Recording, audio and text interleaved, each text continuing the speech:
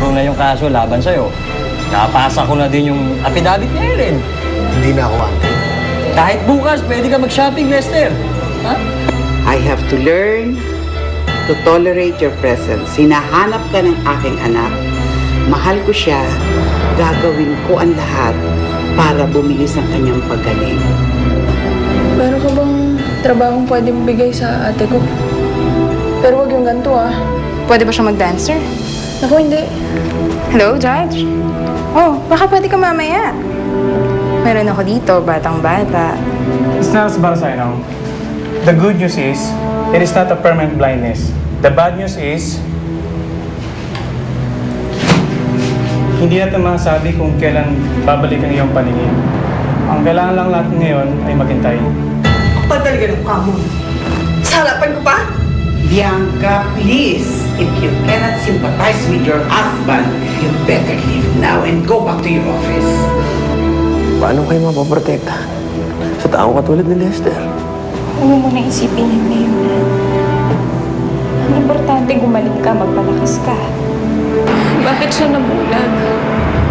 Siya na lang natitira kong pag-asa para makita si Ninyo eh. Huwag ka mag-alala, Ellen. Makakita rin siya ulit. Kung papayag ka, offeran sana kita ng trabaho sa show namin. Kailangan kasi namin ng yaya para kay Ninyo. Nasa kanila na si Ninyo, di ba? Ba't iba naman ako gusto nilang gamitin? Pasensya na ho. Pero hindi naman ako ganun katanga.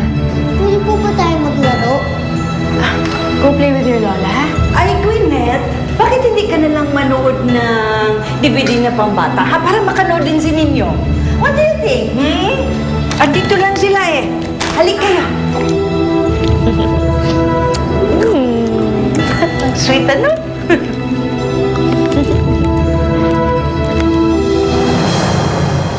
Saan papunta natin? May sorpresa ako sa'yo. Ano yun? Sorpresa nga eh. Malalaman mo mamaya. Bahay ba yan? Galing mo talaga eh, no? Bilib ako sa'yo. Pamasko ko na sa'yo to, ha?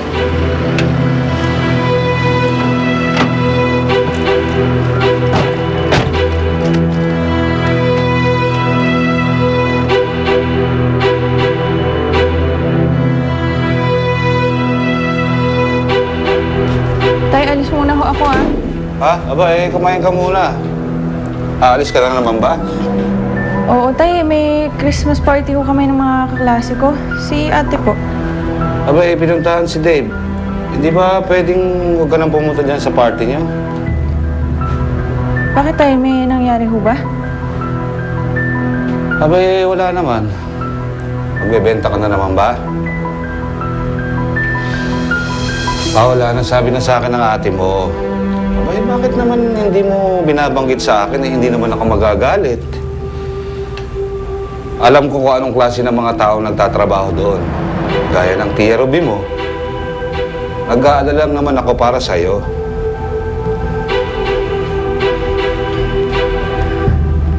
Kaya ko ang sarili ko, tay. Promise, mag-iingat ho ako.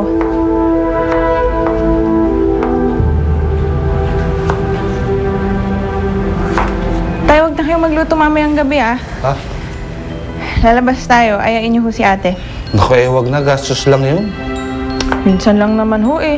Tsaka para makalimutan naman ni ate mga problema niya. Aba, sige, tama-tama. Di mamili na tayo. Para lang sa ngayon, kahit wala si Ninyo, aba, dapat mag-celebrate tayo ba? Sige, tay. Uwi ako ng maaga mamaya. Basta hintayin niyo ako, ah. Oo, sige. Sige, tay. Una na ho ako. Sige, ingat ka, ha?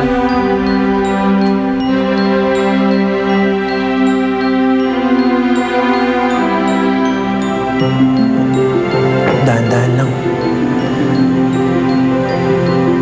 Dahan-dahan.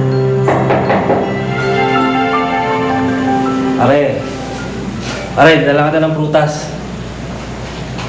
Next time na lang iba, ha? Pag magaling ka na. Aray.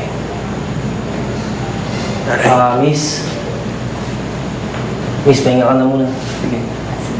Balik ka na lang mamaya, ha? Sige. Ano ka ba, Dave? Kailangan mong tiyagain niya para gumaling ka agad. Di naman ganun kadali eh. Kahit anong gawin kong pagpapagaling dito,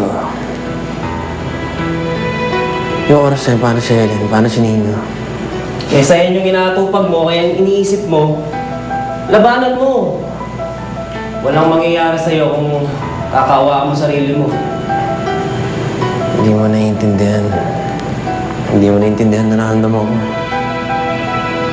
Nauna na ng pag-asa si Helen. Ako lang inaasahan nila. Tapos ito ako nga. Alam mo, Dave, si Helen, nagpapakatatag para kay Nino. Sana ganun ka rin, Dave. Paano silang dalawa kung susuko ka na lang?